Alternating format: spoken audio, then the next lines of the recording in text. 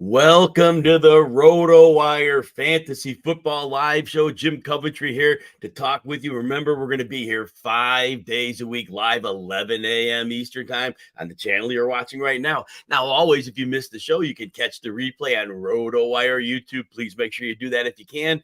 During the preseason, I am taking Thursdays and Fridays off, so I'll be doing weekend shows. We'll give you 5 days a week, and then regular season, we'll set those days up when we get there. Now, if you like the show, you've been watching it maybe, please consider hitting that like and subscribe button on RotoWire YouTube. It'll let us know that the show is something you value. Please also follow me on socials at Jim Coventry NFL. On Twitter, I'm posting new player profile threads each week. It's been a really good one this week. T. Higgins today, Mike Williams yesterday, James Conner the day prior. I really think that these will give you a few things to think about as you hone in your thoughts on fantasy players as you go into your drafts this year. Again, you know a lot. You're a great fantasy football player, a solid fantasy football mind. We're just going to share ideas and see if you think of something maybe you hadn't thought of earlier. Now, please stay tuned to the end of the show. Kevin Tompkins of Fantasy Alarm is coming on to talk about players he is targeting in 2023 fantasy football drafts. Well, as always, we've got to cover some news and notes for today. So let's start with some Arizona Cardinals news. This is not really a surprise. Kyler Murray is going to be placed on the active PUP list. That list itself means very little. And we'll talk about that in a moment when we talk about another player. That list for some players means nothing. For some players, it's like they'll be back on tomorrow. Kyler Murray, different case. I don't think any talk has been that he will be ready to start the season. He had a December ACL injury. The general talk is we're hopeful he's around near the midway point of the season. We don't have any solid confirmation on that recently. But look, the Cardinals are one of the worst, if not the worst roster in the league. They are very, very unlikely to be competing for much of anything. So for them to bring Kyler Murray along quickly would be very, very foolish to do. So again, hopefully, if you're looking at him, it's second half of the season. Clearly, he's going very late in drafts because of that knee injury and expectation he's not going to be playing. But if you're in a league where you can stash him, and if you are of the belief that he'll be mobile when he comes back, I'm not optimistic about that myself. You may invest. I'm pretty much fading him because I just think if he doesn't have his mobility, it's going to be a real problem. The line, they're addressing it. They did spend draft pick on it, so they could be a little better, but I still think that line is not where it needs to be. All right, let's go to some Indianapolis Colts news. Uncle Ted, hey. All right, so first of all, we mentioned that active PUP list. Well, for Kyler Murray, yeah, that's not a formality. That's a problem. But for Jonathan Taylor, I do think this is much ado about a whole lot of nothing. So he is on the active PUP.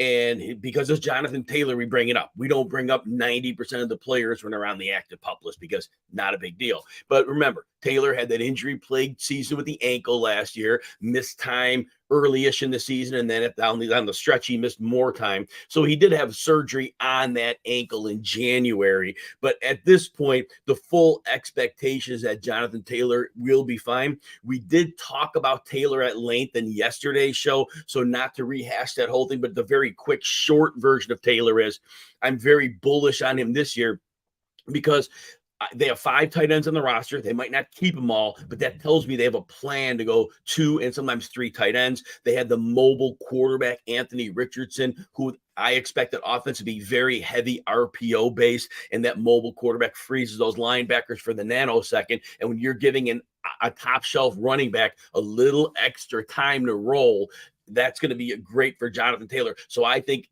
despite what many think is a huge potential season. Remember, defenses are personnel-wise committed to stop the pass. When you put in enough bodies in the run game, look at Arthur Smith in Atlanta, cannot deal with that level of commitment to the run. So I do think Jonathan Taylor has a massive, massive season, and the defenses will know what's coming. All right, same team. Stick with the Indianapolis Colts. Michael Pittman. This one's a little more interesting. He had that hip injury last year. Now, he's showing the player optimism, of course. He's like, I'm 100%, I'm fine. And yeah, that's what players say, right? And maybe he is, right? It's very possible he is. But there's a little skepticism there, right? Because they're holding him back. You would think, okay, you should be healed in the offseason, but maybe not. But the question with Michael Pittman, last year, we were pretty much, many of us were high on him because he showed enough a couple of years ago. And then Matt Ryan came in. We expected the offensive line would be fine. We didn't know that line would crumble. And then Ryan had no ability to get the ball out. So Pittman was in no man's land. It just was a lost season for him.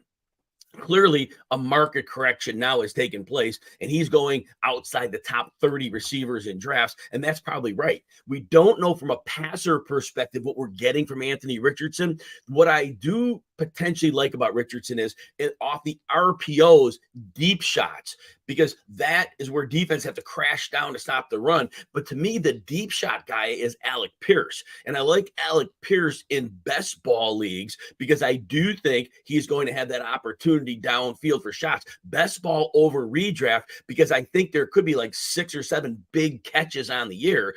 Good luck predicting when they hit, right? And with Pittman, now the benefit for Pittman is even if Richardson, as we expect, is erratic as a passer, Pittman is a big target, and he does run a lot of those underneath slant routes. And with that big catch radius, that is advantageous for a player like Richardson. As long as Richardson's not throwing the ball behind Pittman, if he could somehow find a way to air leading forward, that would potentially lead Pittman into space, but it's a gamble. It's a big gamble with Pittman. The ADP is softened, like we said. And so there's a thought that he could be useful there, but I am very pessimistic that it's going to be a big season for Pittman. So I think you're drafting him probably at his ceiling in this offense. I just don't see a world where Richardson is a dominant passer this year. All right, New Orleans Saints news, and we just need to bring this up. Everybody's aware of it in some level. The ADP reflects it already, but Alvin Kamara, we know he pled no contest to his battery case, but the felony charges were dropped. But regardless, he had to admit guilt in some lesser capacity. So the league now can deal with this. Now, Coach Dennis Allen, the political talk here, he says he doesn't know if or when Kamara will be suspended. Now, in the NFL, look, we can't take anything for granted. It's assumed. We got video, we have him pummeling someone. We would think it's an automatic 6 games. But in the NFL, we can't do anything with that right now. And I'm sorry, the dog's crying here in the background. We've got a storm going on here, so I apologize for that. All right, so anyway, but now Kamara, look, not just the potential suspension. His ADP is also dropping because many realize he is a player in a bit of decline here. Remember how explosive the young superstar Kamara was a few years back. But now he's like 50th percentile broken tackle rate and yards after contact. He's right around that 50 mark. So now he's like pretty average in those areas.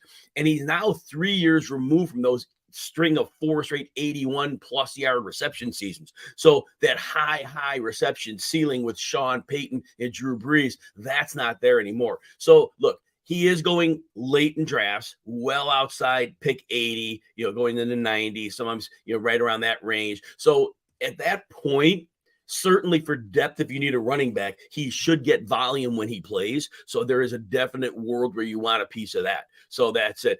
Dave Overboard, thank you for that. Morning. All right. So, hey, you know what? Also, let's compete for a shot at $250,000, and you could pick up a free RotoWire subscription on the way. You can play in the NFFC Beat Jim Coventry 3 draft. This draft is on Tuesday, August 15th at 8 p.m. Eastern.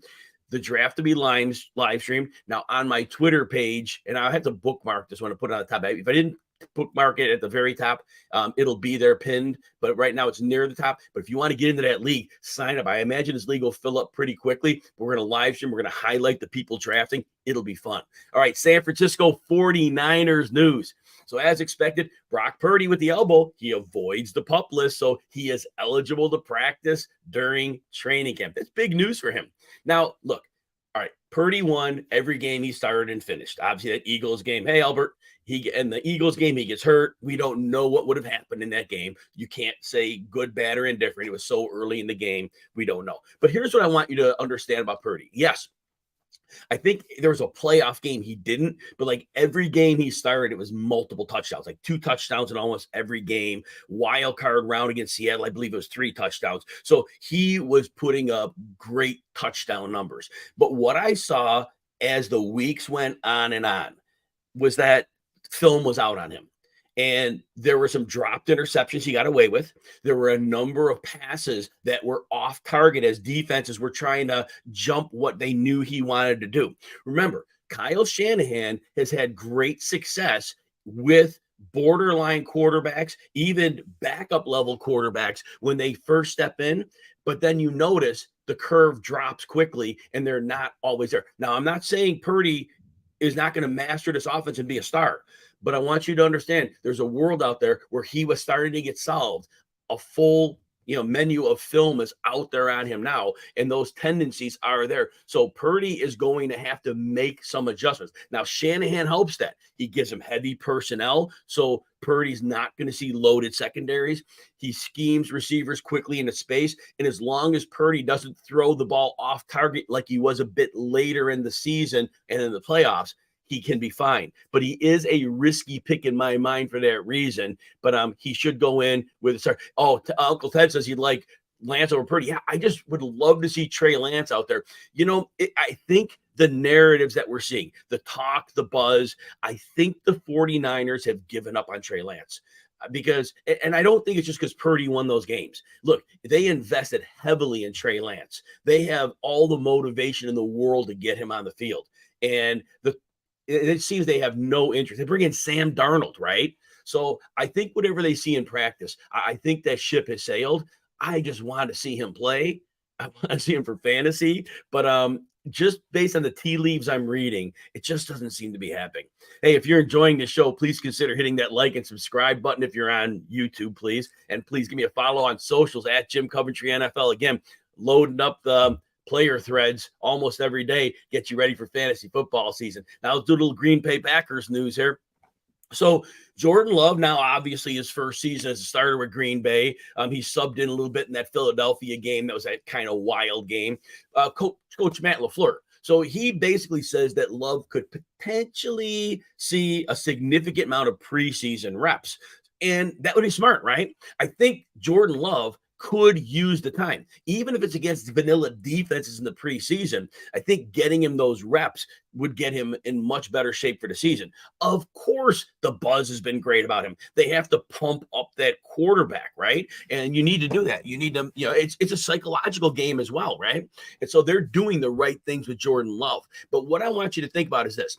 If we see Jordan Love in the preseason, we cannot make judgments if he's playing great. If you're playing great against vanilla defense, it's like, yes, you should have done that. The one thing we look for is if he's bad against these defenses, playing vanilla, playing subs and things like that. So if we see him play poorly, that could be something to bank on. But we will expect him to play well because any decent quarterback should play well in the preseason. All right, I'm a commissioner of a 12-team league, many of them actually, but the participants in that one particular league, they're all over like the time zones, 4 different time zones, many of us, spouses, kids. It's so hard to find a date for those drafts, right? That works. I found a tool on RotoWire. It gets us, it's called a scheduler. It allows you to get everybody together to get that draft off without a problem. Just go to rotowire.com/scheduler and you get that set up. All right, we're going to talk now about the 5 wide receivers that you need to draft in 2023. You might not be able to get them all because of where they fall in draft, but these are players, depending where you're drafting, that I think you strongly need to consider. Let's start out with Garrett Wilson of the New York Jets with Aaron Rodgers as his quarterback. Now, Fantasy Mojo is my go-to for ADP data. I'll get the ADP data from the last 3 days, all high-stakes kinds. There's skin in the game. There's no mock drafts, so there's no fluff thrown in there. We know they're serious drafts. That's why I like that. Darren Armani does a great job there. Anyway, he has Garrett Wilson going as the wide receiver 9, and he's up to pick 14 now. So he's definitely been taken notice of. So he had clearly, Garrett Wilson, rough, and that's an understatement, quarterback play last year. But he proved he was worth the 10 pick in the NFL draft. He absolutely was. Now, he gets 147 targets, right?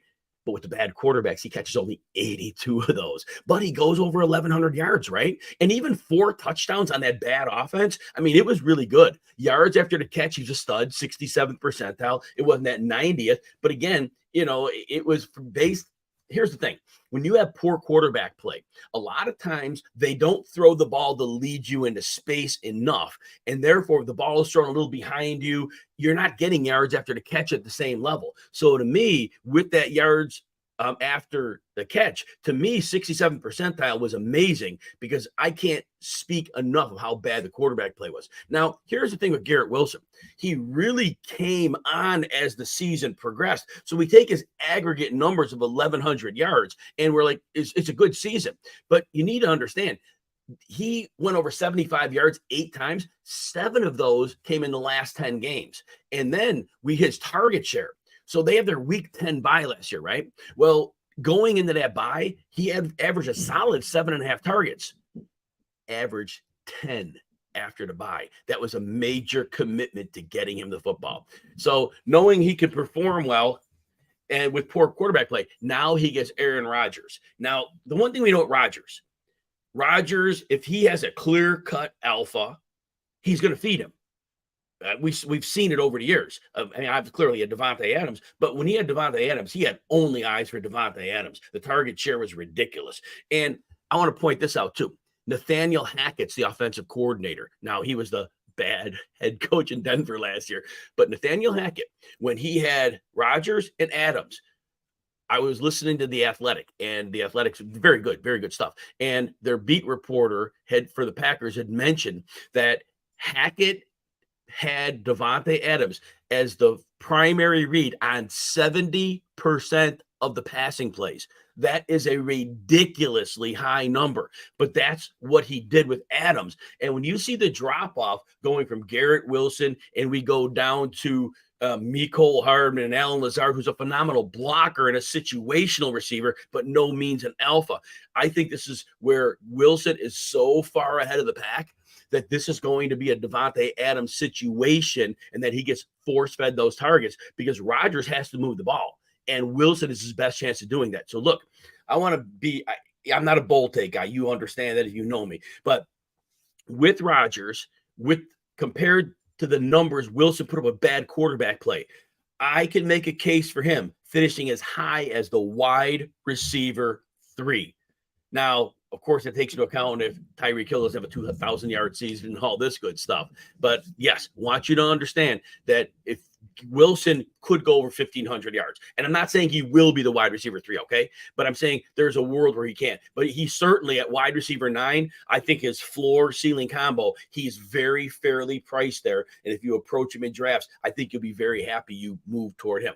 Now, T. Higgins is our next receiver, and I just put a thread out on Twitter about him today. So it has a little more detail than I'll go over here, but a lot of the same talking points, clearly, because I talk about these players all the time. 4th year in the league for him. FantasyMojo.com has the ADP for Higgins, wide receiver 14, pick 25. So if you're in a 12-team draft, he's going near that 2-3 turn. So that's about where he's at. So if you're picking in the middle of that second round, you may have players rated above him. But if you're getting near the end of that round, Higgins would definitely be a player to consider. Now, here's his positional PPR finishes per game. As a rookie, he was 39th. His second year, he was 13th.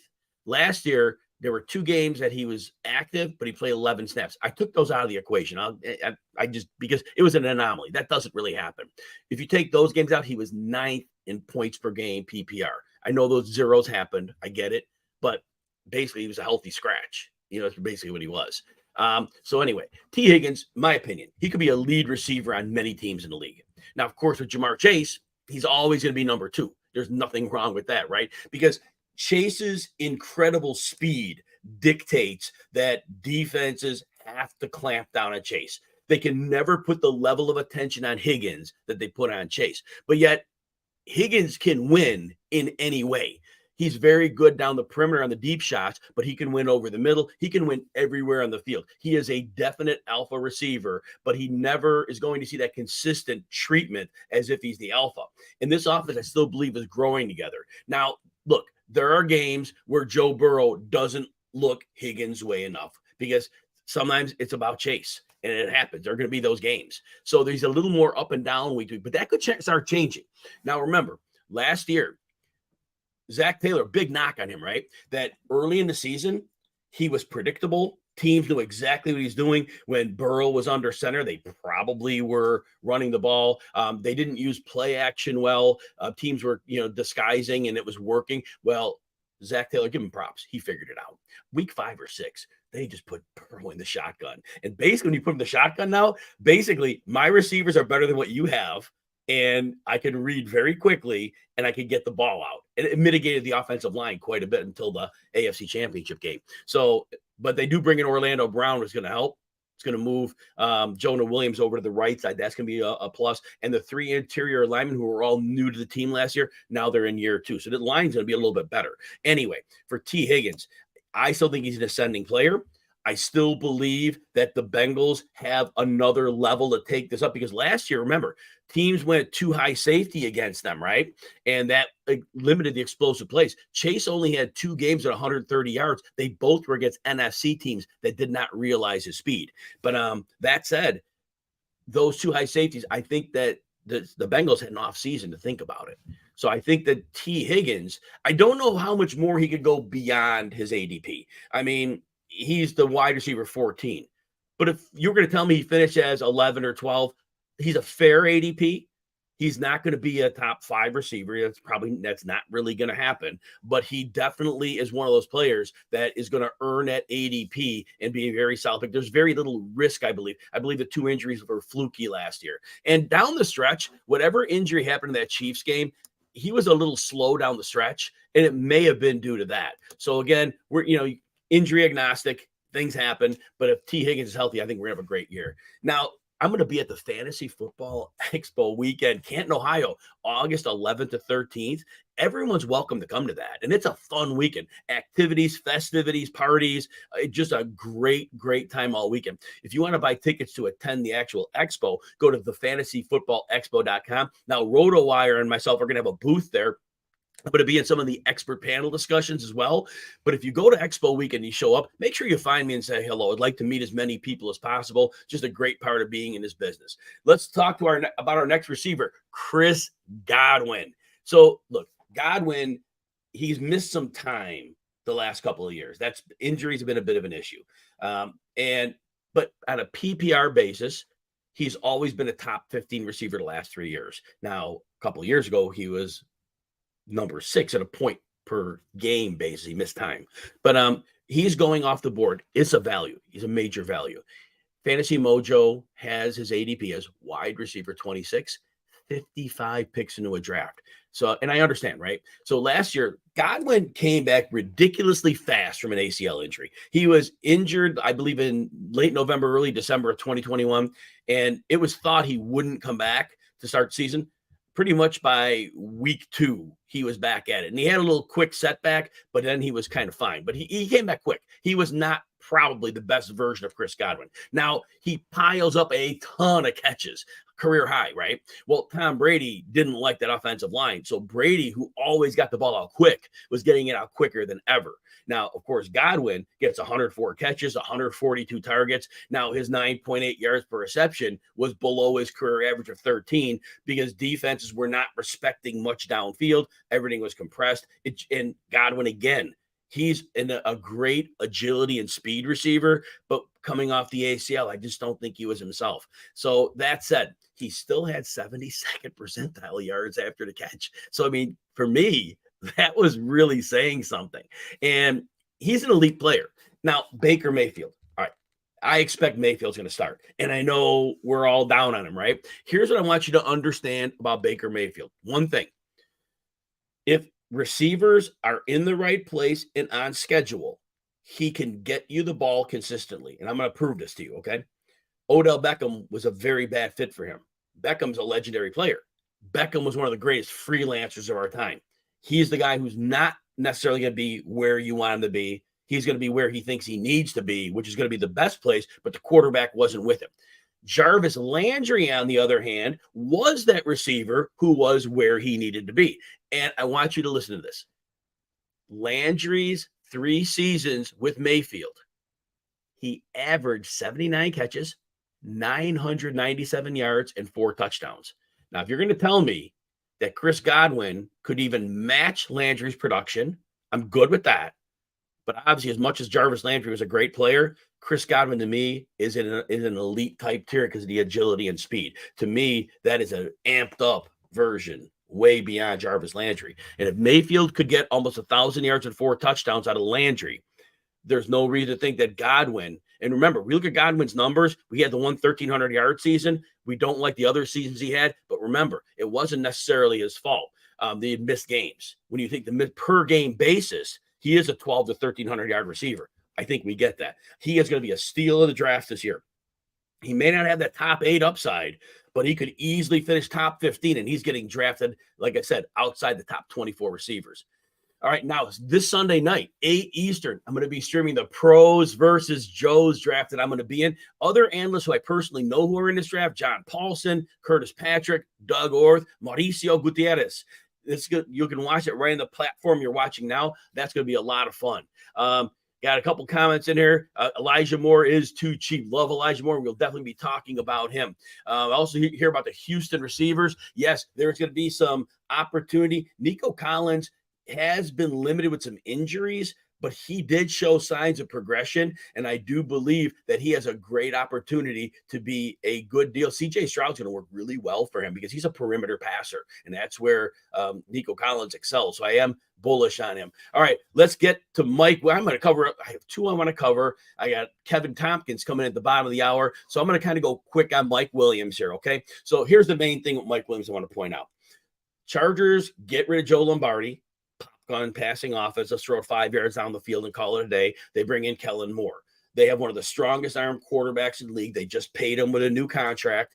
I believe this offense is no longer going to be centered around a slot receiver and a running back. I believe this is going to be a downfield passing attack, and they branch everything off of that. Mike Williams, people think he's hurt all the time, and last year he missed some time. But when you look back over the past few years, he only misses a couple games a year at most. He is on the field most of the time.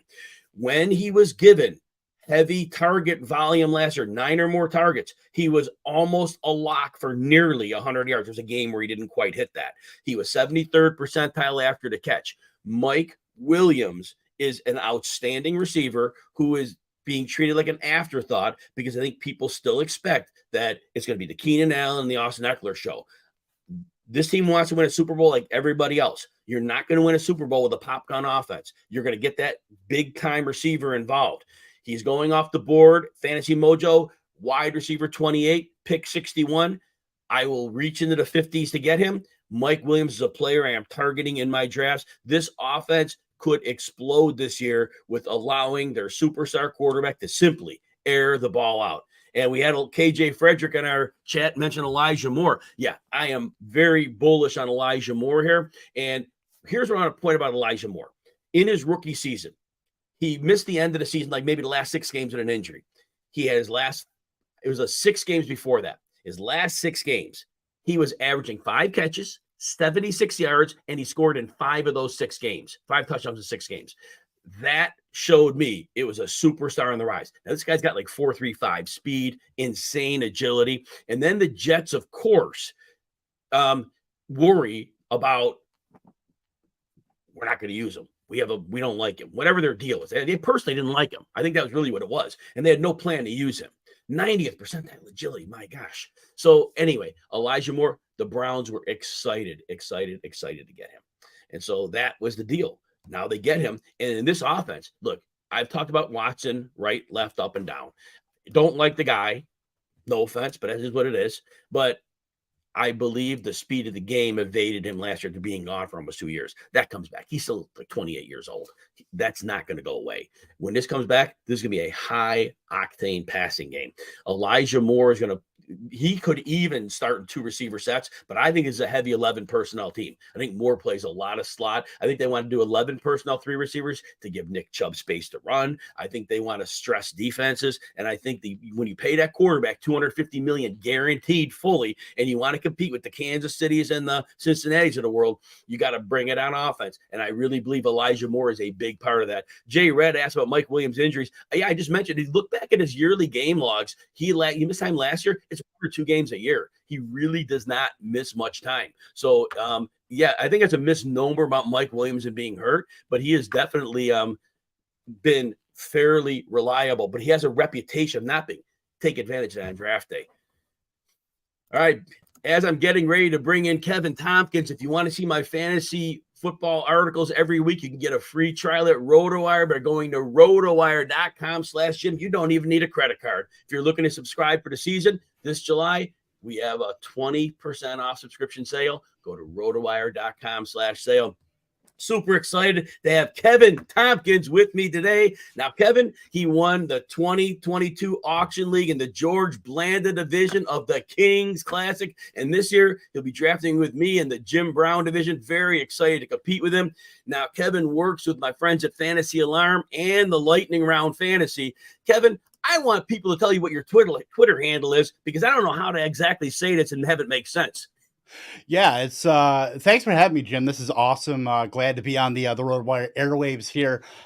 K Tompkins II, my first initial, my last name, and I am the second. My father was the first. Good. I didn't know how to deal with the two I's on the end, and I wanted you to say it because I was like, I'm going to screw this up. I'm not a real smart guy, Kevin. So hey, I throw the Roman numerals on there just to make me look smart. So I love that. Like the Super Bowl, you got that Super Bowl vibe going on. Bring those back. I miss the Roman numerals. I know. It's a beautiful thing. So, Kevin, before we get into the players, how's life been treating you? How's the fantasy world going these days over at Fantasy Alarm? Life is good. Life is busy, as we all are. We're getting in. Got training camps. Everybody reporting. So the constant news cycle is going. So we are all hands on deck, as we say. Deep in the content mines, picking out whatever we can. I know you're doing your Twitter threads per day. I know you're doing this great show, starting that out. So we're doing Lightning Round with Brett Flynn and Andrew Cooper every Tuesday. We just had Pat Carane on yesterday to talk about wide receivers. Marcus Grant to talk about quarterbacks. Good friend Pat Fitzmortz next week to talk tight ends. Just so busy, but you know what? For you, anytime you want me on here, I will be here within 5 minutes. That's an awesome thing. And I'm so happy you're here. Now, you'll be at the Fantasy Football Expo this year, so people come out there, they'll be able to meet you, right? Yeah, absolutely. Just come up to me, always happy to talk with people, always happy to talk football, because, we're all, we're doing analysis and doing all this stuff, but we're fans first. So, we consume each other's content. We love seeing what's going on in the fantasy football space and just talking football with people. I mean, it's not just a meet and greet for, fantasy analysts. It's, if you're a content consumer, if you just love fantasy football, if you love football, there is something here for you. And Bob Lung puts on it's a tentpole event here, for the fantasy football season and just the football season. Obviously, the Hall of Fame going on the week before. So this is my third year going to the Expo, and it's wild just to see how much it's grown just since 2021. 100%. Now let's talk some players here. So. Yeah. The AFC, everybody's talking about Patrick Mahomes and Josh Allen and Joe Burrow. Man, Justin Herbert's not getting enough love here. Why do you like Justin Herbert in your fantasy drafts this year, Kevin? I like him because, I do love him. I'm just looking at the fact that he's not in that elite tier of quarterbacks. It's not a prohibitive price to be able to draft him. You still got elite weapons in Keenan Allen, Mike Williams, adding Quentin Johnston. You still got Joe Everett there, obviously Austin Eckler. So I'm very excited about not just the weapons he has, going from Joe Lombardi now to Kellen Moore.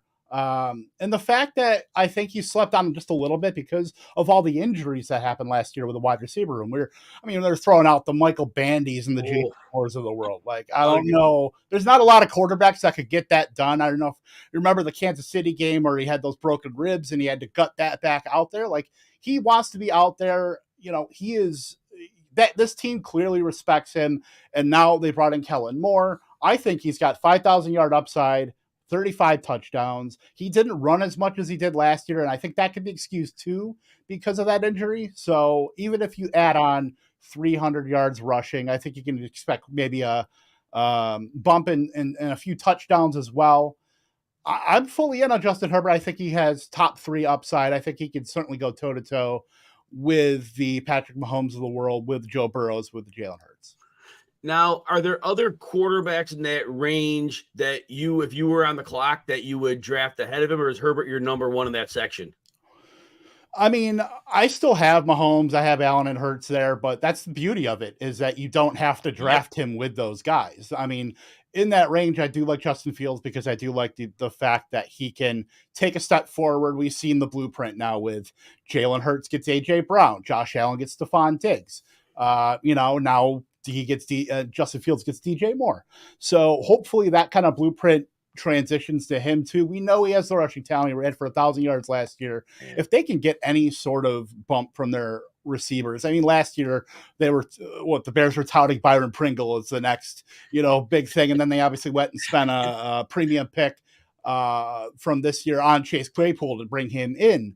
So I think and Darnell Mooney is still there as well. Cole Kmet. They brought in Robert Tonyan as well. So I think they have some sneaky weapons there that I think if the quarterback can kind of lift all of those boats, then we're going to see maybe a downturn in rushing yards from Justin Herbert, but boosted efficiency, boost in passing volume, boost in just passing, production.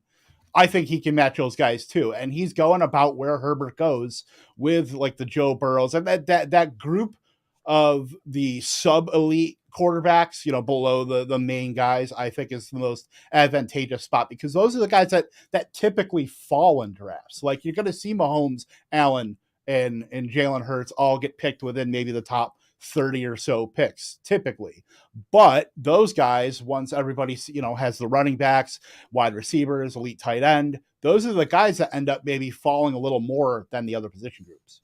And not to diminish what Kevin said, remember, Justin Herbert, he is the guy to look for this year because there is so much good going on with Kellen Moore there and the physical talent.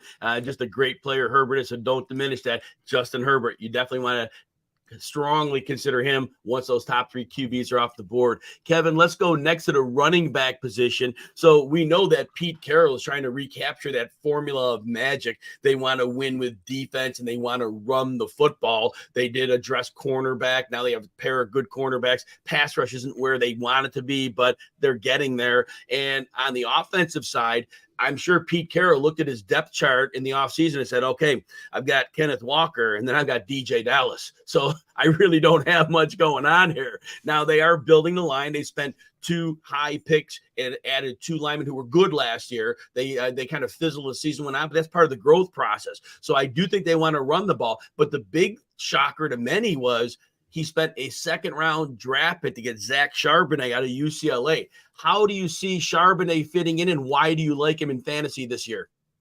Yeah, I mean, a lot. You'll see a common theme here where I am very price sensitive to a lot of these talents. So Zach Charbonnet doesn't really go. He's going kind of outside the RB dead zone, so to speak. He's going probably 3 or 4 rounds ahead of Kenneth Walker. You don't go out and get a Zach Charbonnet unless, if Kenneth Walker was, wanted to be going to be a 3-down guy, I don't think you go out and get Zach Charbonnet in the second round as well. Just looking at when Ken Walker entered the league, he only ran 9.3 career routes per game in college. And kind of to transition that, Breece Hall had averaged about 21 routes per game. So we know that receiving game, now that Travis Homer is in Chicago, that part of the game is open. Now, Charbonnet is much more than just a receiving back. I mean, I don't think they would have spent second-round capital on a James White, so to speak, kind of just to lump that all in. But I do think Zach Charbonnet has goal line upside. I think he has receiving upside. And when we're looking at running backs outside of those 3-down backs, we want running backs that have paths to as many of those high leverage, high value touches as we can get. So Zach Charbonnet I'd say he has a clear path over DJ Dallas just based on the draft capital to get a lot of that receiving work. Now, if he can make a dent in Kenneth Walker's work, if he can gain some of the between the 20s work, if he can get some of the goal line work, he's already has a great return on investment. Yeah, if you spend a 9th-round pick, these ambiguous backfields are so important to draft in fantasy because that's where you're going to get a lot of your value. Look at Ken Walker last year when he was being drafted with Rashad Penny. Year before that, James Conner with Chase Edmonds. These are the running backs in that range that can be league winners. That can be, a top 15 running back that can really anchor your squad. So Zach Charbonnet for me is a talent profile, multiple paths to high value touches. Seattle offense that's certainly ascending. They're committing to Geno Smith now. They brought in Jackson Smith and Jigba as well. Just the totality of the offensive improvement leads me to draft Zach Charbonnet way more than probably any sane person should. You know, Kevin, when we look at that backfield, Kenneth Walker's numbers were good. But when I watch on film, he was very boom or bust as a runner. Yeah. He wasn't a sustaining runner. And Pete Carroll ultimately is about moving the chains. The explosive runs are nice if they're part of the package that moves the chains. But Kenneth Walker wasn't always able to be that sustained move the chains guy. So unless he makes an improvement in that area, which is possible, there is an opportunity for Charbonnet to cut in if he is better at the sustaining element of the game than is Kenneth Walker. So that is something we definitely want to keep an eye on and listen through camp for any whispers about what we're hearing in terms of the running back reps and usage. But I think that call on Zach Charbonnet definitely holds some water because, again, the draft cost is low. And like you said, there is a definite path to work, and there could be more than people think. Let's move to wide receiver, Kevin. So over in Minnesota, last year, Adam Thielen couldn't get separation anymore. He still got a good amount of targets, but he just was, in my mind, done. Carolina pays him whatever for a few years. That's, to me, a little odd, but it is what it is. But anyway, TJ Hawkinson, the tight end, was really functioning as the second wide receiver on that team, detached from the formation often, and he was like that receiver. He was getting 9 and 10 targets in many games. Well, they really didn't have another receiver to count on. Well, they addressed that in a big way in the NFL draft, spend a first-round pick on Jordan Addison, who I thought profiled as that Z receiver, the one who gets a little off the line, a free release, across from a stud receiver, an ex-Justin Jefferson. Tell us why you like Jordan Addison in his rookie season with the Vikings. Yeah, I mean, we're seeing a common theme. I think the players I picked are all, under 25 years of age. So clearly it does say my Twitter profile, I'm a noted ageist. So with my guys, I like them nice and young and a lot of upside. But yeah, Jordan Addison definitely has that. I look at how condensed this Minnesota offense is with Justin Jefferson, with TJ Hawkinson, and now adding in a first-round pick in Jordan Addison, former Biletnikoff winner. Just to kind of give some context about how condensed this offense is. Remember that Indianapolis Colts, that shootout with the Vikings? So Adam Thielen, KJ Osborne, Justin Jefferson, and Hawkinson all ran about 60 routes, just in that game. Last year, Osborne, Thielen, Jefferson. After those three wide receivers, the next highest route total through the entire season was Jalen Reagor at 57 total through 17 games. That they do not use their fourth, fifth wide receiver very much. There's not a bunch of running backs coming out on the field. It was mainly at Madison and Dalvin Cook. Tight ends, it was Hawkinson. It was Irv Smith before, but it was Hawkinson and Johnny Munt. This is a Kevin O'Connell trait where if guys are on the field, they are going to stay on the field. And this goes back to his days with the Rams, with Brandon Cooks, with Cooper Kupp, with Robert Woods. They only average, I think, just a little over 9 personnel players on the field per game per year. So Addison is pretty much a guaranteed lock to see over 80% of the routes. So is Osborne.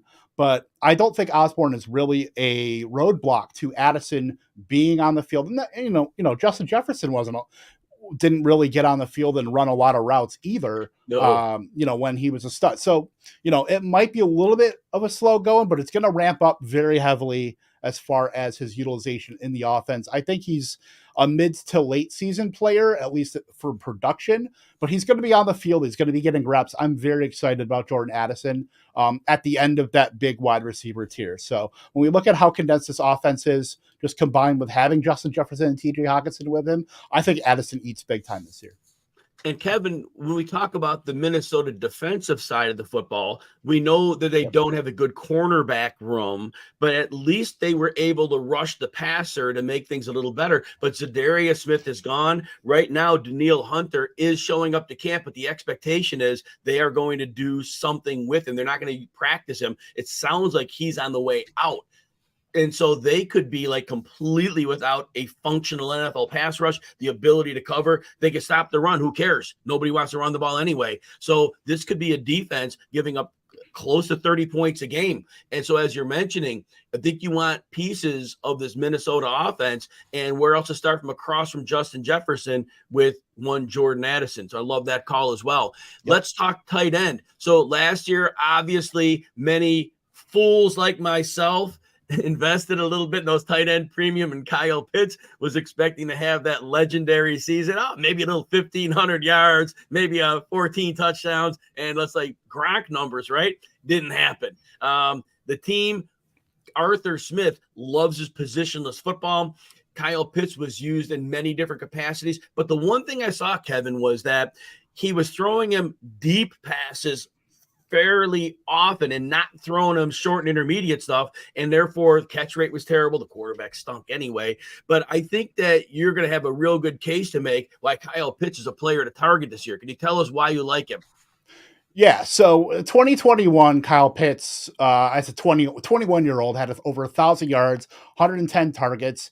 He only had one touchdown, but, we expected the efficiency to bump up in year two, certainly from just raw volume and catching passes and in touchdowns. Obviously, that didn't happen. I don't think there's a tight end in the league that really could have, or even a receiver that could have really survived this. I mean, just the fact that Drake London did what he did last year in this offense, I think speaks volumes of his talent. And now, Kyle Pitts in this, I think he's getting slept on in this elite tight end tier because we know what he can do. And now they've committed to Desmond Ridder. We thought, possibly Ryan Tannehill could have been going to Atlanta with his days with Arthur Smith. But I am very excited. You don't see tight ends run, 11, 12 yard ADOTs. We're talking like Mark Andrews, Greg Dulcich last year. He's in like rarefied air as far as tight ends who can be legitimate deep threats. And I call Kyle Pitts a tight end. He's not really a tight end. He's like a wide receiver that's a bigger body that you could play at tight end. And I think that's just invaluable all by itself. So if you're talking about, can it really get worse in Atlanta? I think the efficiency with Desmond Ridder, Marcus Mariota was just an abject failure last year. And that's why Desmond Ridder got the run that he did in the at the end. And that was mainly with Drake London. Kyle Pitts was already out for the season at that point. But now that he's got two, I would say, elite weapons in Drake London and Kyle Pitts, I don't think Atlanta's going to be very run heavy. Let's get that right. They drafted Matthew Bergeron in the second round to pair with Bijan Robinson. I don't think that's, we have to question that. But if you're looking for an efficiency spike and just the fact that almost the entire industry is so down on Kyle Pitts and just thinking that, there's no hope for the guy. Remember, talent wins in most cases. I don't think that this offense with its efficiency spike can hold Kyle Pitts down for long. So I am very much in on him. I would say temper expectations. I don't think we're going to get a 1,500 yard season. I don't think we're going to get 100 catches, but I think expecting maybe 70, 950 and 5 touchdowns, that's going to be good enough to be a top 4 tight end. And everybody would be happy with that. And as you mentioned, you have to think that Arthur Smith, when he was hunkering down in the offseason, he had to take a look. He's a smart guy. He had to say what went well, what didn't. And he had to look back and say, I have this unicorn at tight end. I didn't use him well enough. I have to think that he figured out some things in the offseason, just being the smart guy he is. And like you said, they may not be a pass-heavy offense, but they really only have 2 guys to go to for the most part. I mean, London and Pitts. And so to say, yes, Kyle Pitts has to be a big part of that offense, that's why you choose to invest in Kyle Pitts in your fantasy drafts. Well, I'd like to thank you, Kevin, for coming on and talking football with me today. I'd like to thank everyone for joining us on the show. I will be back on Saturday, 11 a.m. I take off Thursdays and Fridays during the preseason. Again, Saturday, 11 a.m., where you're watching right now. My guest on Saturday will be an outstanding analyst and friend, Jorge Edwards. Everybody have a great day, and we'll talk to you on Saturday.